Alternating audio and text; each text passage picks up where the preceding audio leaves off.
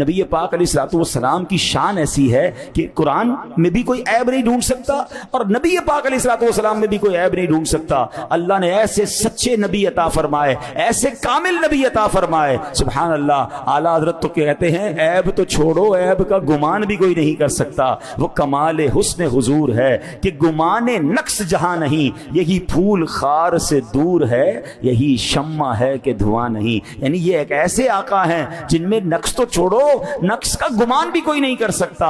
اللہ نے ایسا کامل و اکمل ہمیں آقا علیہ السلام عطا فرمائے. اب ایک بار کیا ہوا کہ کچھ غیر مسلم بڑے بڑے عالم بیٹھے اور باتیں کرتے کرتے ان کا موضوع نبی پاک علیہ السلام کی طرف ہو گیا کہ پیارے آقا علیہ السلام کے بارے میں بات کر رہے تھے. سب غیر مسلم تھے, اچھی باتیں تو نہیں کرنی تھی انہوں نے, کوئی عیب ڈھونڈتے ہیں معاذ اللہ, کوئی غلط بات کرنا سے چاہتے ہیں. اب بات شروع ہوئی تو کسی نے معاذ اللہ برائی کے طور پر بیان کیا کہ نبی پاک علیہ السلام نے یعنی مسلمانوں کے نبی نے تو 11 نکاح کیے.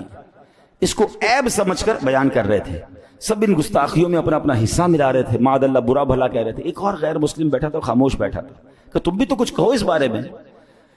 تو کہتا ہے کہ میں تمہاری باتیں سن کر اب اس بات کے نتیجے پہ پہنچا ہوں, اسلام تو سچا دین ہے, محمد علیہ السلام واقعی سچے رسول ہیں, میں کلمہ پڑھ کر مسلمان ہو رہا ہوں. کہہ رہے عجیب بات کر رہے ہو, ہم ان کے خلاف بات کر رہے ہیں, ہم ان کے عیب معاذ اللہ تلاش کر رہے ہیں, ان کے بارے میں بری باتیں کر رہے ہیں, اور تم ہماری باتیں سن کر مسلمان ہونے کی بات کر رہے ہو.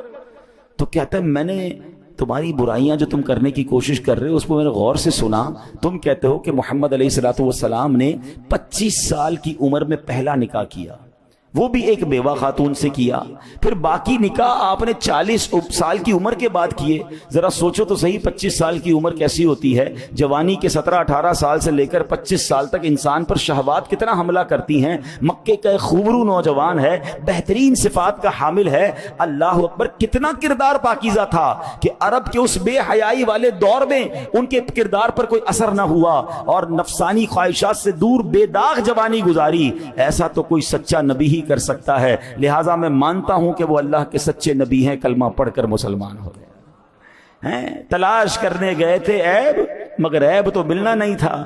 سبحان اللہ. نبی پاک کی شان کا ایک اور پہلو ان کے سامنے, کیونکہ دل جس کا پاکیزہ ہو, یہ اللہ نے جس کو ہدایت دینی ہوتی ہے نا, اللہ اس بات پر اس کے لیے راستے کھول دیتا ہے. اور میں نے جیسے کہا کہ اسلام کو نیگیٹولی پڑھنے کے لیے, اسلام کی معاذ اللہ برائی تلاش کرنے کے لیے قرآن پڑھنا شروع کیا لوگوں نے. مگر آپ انگریزوں کے اور غیر مسلموں کے بہت سارے واقعات آپ کو انٹرنیٹ پر مل جائیں گے کہ جنہوں نے کلمہ پڑھا وہ کہتے ہیں ہم تو اسلام پر ریسرچ کر رہے تھے کہ دیکھیں کتنا برا مذہب ہے, مگر جیسے جیسے ڈیپ ڈاؤن جاتے رہے, جیسے جیسے ریسرچ کرتے رہے, ہمارے سامنے اسلام کی خوبیاں آتی گئیں. تو اللہ نے اپنے حبیب کو واضح نشانی عطا فرمائی. نظر آنے والی بات ہے. وہ شاعر کہتے ہیں نا, آنکھ والا تیرے جوبن کا تماشا دیکھے. آنکھ ہو تو تماشا جوبن دیکھے گا نا. آنکھ والا تیرے جوبن کا تماشا دیکھے, دید اے کور کو کیا آئے نظر کیا دیکھے. ارے جس کی آنکھیں ہی نہیں ہیں اس اندھے کو کیا نظر آنا ہے. تو اللہ پاک ہمیں نور والی آنکھیں عطا فرمائے, روشن دل عطا فرمائے, اسلام پر سچا یقین نصیب فرمائے, اور نبی پاک سے محبت نصیب فرمائے. ویڈیو دیکھنے کا شکریہ. اگر آپ چینل پر نئے ہیں تو سبسکرائب کر لیں اور ساتھ ہی ساتھ بیل آئیکن پر بھی کلک کر دیں تاکہ یوٹیوب ہماری ہر ویڈیو کا نوٹیفیکیشن سب سے پہلے آپ کو بھیج دے. جزاک اللہ.